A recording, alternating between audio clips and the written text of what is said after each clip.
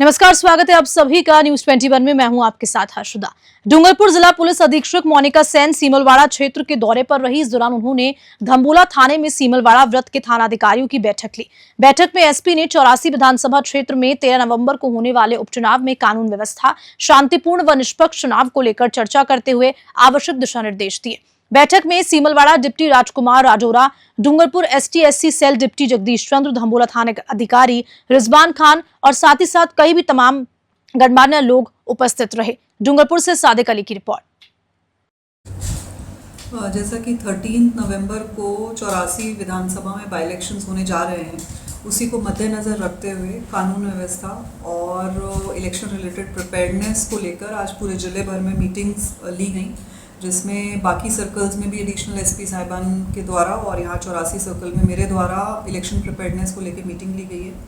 यहाँ पे अपने वांटेड क्रिमिनल्स, प्रिवेंटिव एक्शंस, हथियार जमा करने को लेकर और माइनर एक्ट्स में, लिकर में, कैश सीजर्स को लेकर इन सब मुद्दों पे चर्चा की गई। इसके अतिरिक्त क्रिटिकल बूथ्स और हर एरिया के बारे में जो सेंसिटिविटी रहेगी, क्रिटिकलिटी रहेगी, उन सब के बारे में चर्चा की गई और इसके लिए टीम को सेंसिटाइज किया गया कि इसमें निष्पक्षता से और शांतिपूर्ण तरीके से इलेक्शंस यहाँ हो सके। रायसिंह नगर पुलिस ने नशे के खिलाफ बड़ी कार्रवाई को अंजाम दिया है। SP रमेश मौर्य के निर्देशानुसार एडिशनल SP भंवरलाल, DYSP अनु बिश्नोई के सुपरविजन में थाना प्रभारी ईश्वर प्रसाद जांगिड़ व उप निरीक्षक भोलाराम बेनीवाल द्वारा कार्रवाई की गई। अनूपगढ़ रोड पर एक ऑटो कार सहित आरोपियों को 2860 नशीली गोलियों सहित गिरफ्तार किया और कार्रवाई में पुलिस थाने के कांस्टेबल रवि कुमार की विशेष भूमिका इस पूरे मामले में रही। तस्कर संदीप कुमार निवासी ठाकरी व नरेंद्र कुमार निवासी 17 RB को गिरफ्तार किया गया है। उनके कब्जे से एक ऑटो कार व नकदी भी बरामद की है। पूछताछ में आरोपी ने एक बड़े तस्कर का नाम भी उगला है। पुलिस लगातार पूछताछ कर रही है। रायसिंह नगर से राजू शर्मा की रिपोर्ट। उपचुनाव में बागियों का विद्रोह शुरू हो चुका है। अलवर की रामगढ़ सीट पर भाजपा ने सुखवंत सिंह को टिकट दिया तो लेकिन बीजेपी में बगावत के सुर गूंजने लगे। रामगढ़ में जय आहूजा के निवास स्थान के बाहर सभी बिरादरियों के अपने समर्थकों के साथ बैठक आयोजित की गई, जिसमें यह कहा गया कि सुखवंत सिंह ने विधानसभा चुनाव 2023 में पार्टी से बगावत कर ASP से चुनाव लड़ा था और पार्टी के झंडे की तौहीन भी की थी। उसे सुखवंत सिंह को पार्टी ने टिकट दिया, ये सरासर नाइंसाफी है। जय आहूजा ने मौजूद लोगों को संबोधित करते हुए कहा कि मैं चुनाव हारने के बाद भी रामगढ़ की जनता के बीच रहा और कार्यकर्ताओं की मांग पर अनेकों जनहित के कार्य करवाए। उन्होंने ये भी कहा कि मंगलवार को फिर से इसी जगह पुनर्मीटिंग आयोजित की जाएगी, जिसमें कार्यकर्ता और समर्थक जो भी निर्णय लेंगे उसके अनुसार आगे की रणनीति तय होगी। अलवर से ब्यूरो चीफ प्रदीप गोयल की रिपोर्ट। पंडित दीनदयाल उपाध्याय जी की तस्वीरें फाड़ी गई। ऐसे लोग जो पार्टी को धोखा देते हैं, पार्टी उनको रिवार्ड देती है, ये उचित नहीं है। पिछले 10-11 महीने के कार्यकाल में मैंने न दिन देखा न रात में 24 घंटे लोगों के बीच में रहा, काम करता रहा। मैंने कभी किसी से शिकायत नहीं की कि मेरे वोट कम आए तो मैं आपके काम नहीं करूँगा। और मेवात में जिस तरीके की परिस्थितियाँ हैं, उन परिस्थितियों से बखूबी मुकाबला करते हुए मैंने काम किया। उसी का नतीजा है कि आज यहाँ इतनी बड़ी संख्या में सातों जात के लोग आपको मौजूद मिल रहे हैं। इन सब से आज सबके आग्रह पे या सबके आदेश पे एक मेरे पास बहुत फ़ोन आ रहे थे, तो कल मैंने एक फेसबुक पोस्ट डाली। इतने छोटी समय की सूचना पे, शॉर्ट नोटिस पे इतनी बड़ी संख्या में लोग आए, उन सबका मैं आभार व्यक्त करता हूँ। परसों हम एक और बड़ी महापंचायत करेंगे और उस महापंचायत में यदि जनता जनार्दन का, हमारे 5 मंडल अध्यक्षों ने आज इस्तीफा दिया है उनका, कई जनप्रतिनिधियों ने पार्टी से इस्तीफा दिया है उनका, उन सब लोगों का जो निर्णय होगा वो सिर माथे होगा। मुझे या जिसको भी चुनाव लड़ाने के लिए कहेंगे, हम पूरी ताकत से चुनाव लड़ेंगे और इस प्रकार की जो रीति नीतियां हैं, उन रीति नीतियों के विरोध में हम चुनाव लड़ेंगे। पीपाड़ सिटी उपखंड कार्यालय का पुराना भवन कंडम घोषित होने के बाद जिला कलेक्टर के निर्देश पर उक्त भवन तहसील कार्यालय की प्रथम मंजिल पर शिफ्ट करने पर पीपाड़ बार एसोसिएशन और जनप्रतिनिधियों में भारी आक्रोश है। साथ ही साथ SDM कोर्ट तहसील भवन में शिफ्ट करने पर बार एसोसिएशन ने न्यायिक कार्य का बहिष्कार कर दिया है, जिसके कारण न्याय के लिए किसानों व आमजनों को दर दर भटकना पड़ रहा है। रविवार देर शाम को जिला कलेक्टर द्वारा गठित 5 सदस्यीय कमेटी सदस्य अतिरिक्त जिला कलेक्टर द्वितीय सुरेंद्र सिंह पुरोहित, तहसीलदार वीरेंद्र सिंह शेखावत मय टीम द्वारा उपखंड कार्यालय के पुराने भवन का निरीक्षण किया गया। जैसे कि कमेटी सदस्य के पीपाड़ आने की सूचना मिली, इस दौरान उपखंड कार्यालय में बार एसोसिएशन के अधिवक्ता, बीजेपी नगरा मंडल अध्यक्ष, पार्षद गण सहित गणमान्य नागरिक भी उपखंड कार्यालय पहुंच गए। उन्होंने अतिरिक्त जिला कलेक्टर द्वितीय को खरी खोटी सुनाई। पीपाड़ सिटी से माधु सिंह की रिपोर्ट।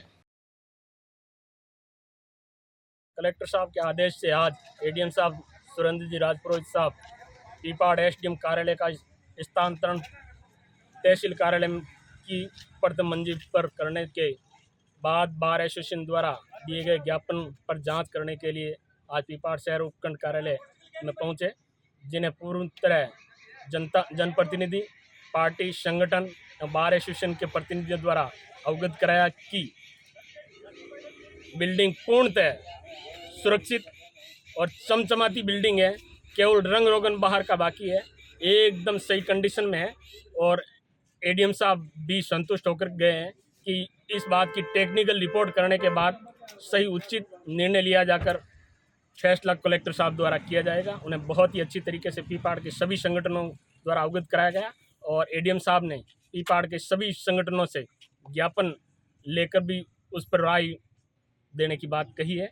अखंड सौभाग्य की कामना को लेकर महिलाओं ने रविवार को करवा चौथ का व्रत रखा। कार्तिक महीने की कृष्ण पक्ष की चतुर्थी को मनाए जाने वाला करवा चौथ का पर्व कार्तिक महीने का पहला व्रत है। महिलाएं अपने पति की लंबी आयु व घर की सुख समृद्धि की कामना के लिए ये व्रत रखती हैं। रविवार को सुहागन महिलाएं हाथों में मेहंदी लगवाती हुई नजर आई और साथ ही साथ बाजारों में सुहाग की चूड़ी खरीदती हुई नजर आई। करवा चौथ के दिन महिलाओं ने दोपहर को सामूहिक रूप से कहानी सुनी। उसके पश्चात सूर्य देवता को जल चढ़ाया गया। पारंपरिक कथा के अनुसार महाभारत काल में अर्जुन को युद्ध पर जाने पर उनकी लंबी आयु के लिए भगवान कृष्ण से द्रौपदी ने उपाय बताने को कहा। कृष्ण ने उन्हें करवा चौथ का व्रत रखने के लिए कहा। तभी से सुहागन महिलाएं करवा चौथ का व्रत करती आ रही हैं। देर शाम छत पर चांद का दीदार करने के बाद सुहागिनों ने अपने पतिदेव का दीदार करके व्रत को खोला। अलवर से ब्यूरो चीफ प्रदीप गोयल की रिपोर्ट।